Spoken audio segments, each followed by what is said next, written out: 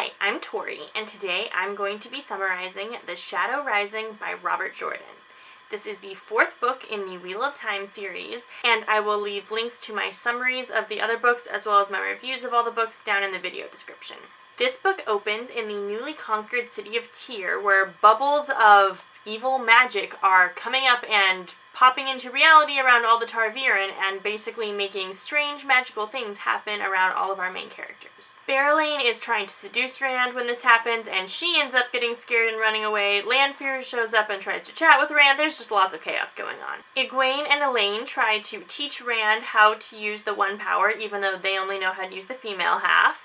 And then Egwene breaks up with Rand, then Elayne goes out with him, and they date for several days before the fortress is attacked by Trollocs, and Rand uses new magical lightning powers to defeat them. At this point, all the characters kind of split up and go their separate ways, so I'm going to be talking about each group of characters individually. Elayne wants some sort of commitment from Rand, and she sends two different letters to him, one saying she adores him and will do anything for him, and the other one that's a bit more cranky and demanding, though we don't know what either of the letters say. Nynaeve and Elayne set out for the city of Tanchico, accompanied by Tom and Juilin Sandar. They sail on a ship that has women who can channel but are not Aes Sedai. When they get to Tanchico, they start hunting for the Black Aja, and they meet Egyanin, who is a Seanchan, who is hunting for runaway Suldam, who fled after the last battle where they were defeated. She saves the girls from kidnappers who she had hired to kidnap somebody else. And then Nynaeve and Elayne tell her all about what it's like to be Aes Sedai, and they become friends, and she comes over to their house regularly to ask questions about Aes Sedai that the girls are happy to answer.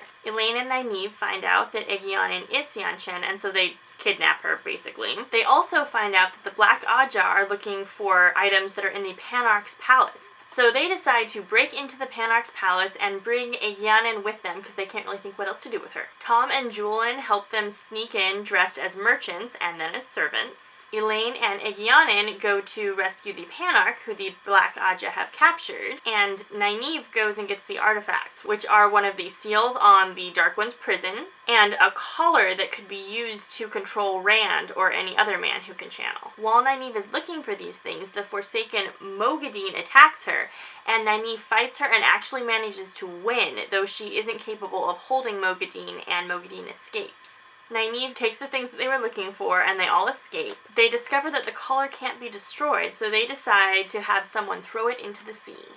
On to the story of Perrin, Aiel, and Loial. While Perrin is staying in Tyr, he learns that the Two Rivers has been attacked by White Cloaks.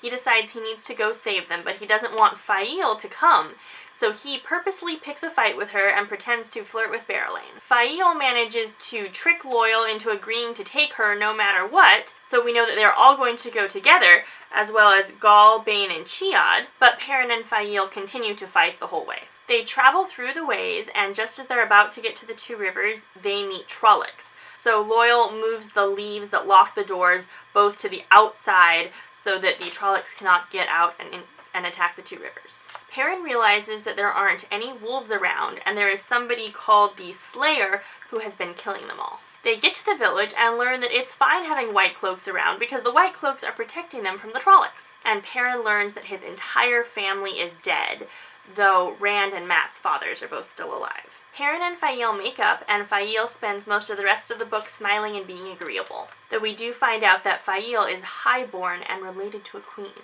They decide to save the village with help from Verin and another Aes Sedai who have shown up, and with someone called Lord Luke who is helping defend the village. Perrin travels through the countryside, gathering villagers and telling everybody to go to Emond's Field so they can all be safe together.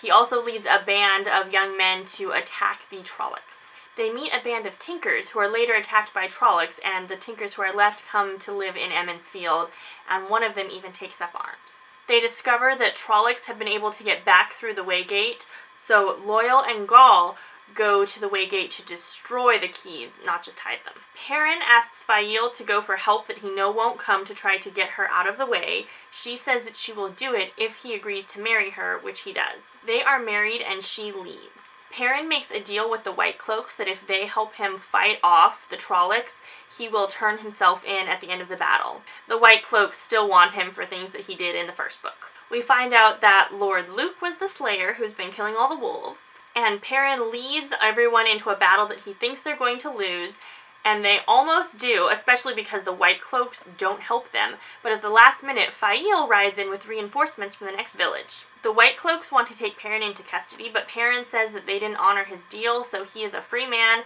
and for the moment they all live happily ever after. And now onto the story of Min. At the beginning of the book, she arrives at the Aes Sedai Tower with a message that Moraine sent her with at the end of the last book, and I honestly don't remember what it was. Min doesn't want to be recognized at the tower, so she arrives wearing a dress and saying that her name is Elmindrida. And from the moment she arrives, she has visions of destruction and death every time she looks at anybody who lives in the tower. The Amerlin Seat convinces Min to stay at the tower and keep trying to have more visions and figure out what is going to happen. And to hide her identity, she pretends to be a silly village girl who can't decide which of two boys to marry, and now the boys are fighting over her and she's scared. News comes to the tower that Rand has conquered the city of Tyr, and the Amerlin openly supports him. She is then overthrown by a band of Aes Sedai from every Aja, but led by the Red Aja, and she and her chief advisor are stilled. Min hides during the coup, which becomes pretty violent, and then breaks them out of their cells. And finally, the story of the rest of our characters. While Egwene is staying in Tyr and sleeping and taking trips to Teleron Riad, she meets a woman named Amis, who is from the Aiel Wastes, and tells Egwene to come there and study with her. Rand can't decide what he should do, so he uses a ter'angreal that is a doorway, and will walk through it and answer 3 questions for the person who walks through it, but they can only use it 1 time. Mat also finds out about this doorway and uses it too. While Mat is there, he finds out that he must go to Roidion. The reason he must go to Roidion is that if he does not, he will die, and this is because that will change his fate and stop him from marrying the daughter of the 9 moons. He keeps asking questions, so he gets a few more answers too. He learns that he will die, live again, and live once more, and that he will give up half the light of the world to save the world. And we don't know what answers Rand got. Rand puts Kalendor back in the stone it came out of as a reminder to the people of Tyr, and puts booby traps there so that anyone who tries to steal it will have a nasty surprise. Rand, Mat, Egwene, Moraine, Lan, Aviendha, and all the Aiel all set out to travel to the Aiel Wastes, and they travel by a portal stone that takes them to a place right outside the ancient city of Roidion. Roidion is a sacred city, and all Aiel clan chiefs must first go to Roidion, and the women who are going to become wise ones must also go to Roidion. First, Rand and Mat go to Roidion, then Moraine goes, and then Aviendha goes because she is going to become a wise one. In Roidion is Avenda Sora, which is the Tree of Life. Rand goes into the very heart of the city and has a kind of vision quest where he sees the history of the Aiel people. Mat waits outside for him and discovers another ter'angreal doorway and assumes it functions the same way as the last one, but it appears that instead of answering questions, it will give you 3 things that you ask for. Mat still has a lot of holes in his memory from the Enchanted Dagger experience, so he asks to have the holes in his memory filled. He wants to be free of Aes Sedai, and he just wants to get out of here and go back to Roidion. When Rand comes out of his vision quest, he finds Mat hanging in a tree, but he manages to pull Mat out and save his life. Rand comes out of the city at dawn, so he can be he who comes with the dawn, and he has not 1 golden dragon, but 2 on his arms. And clan chiefs have only ever had 1 golden dragon on their arms before after leaving Roidion, so we don't know what this could mean. Some of the Aiel clans support Rand and some of them don't, so Rand takes his group of followers and they all start making their way to a big clan meeting.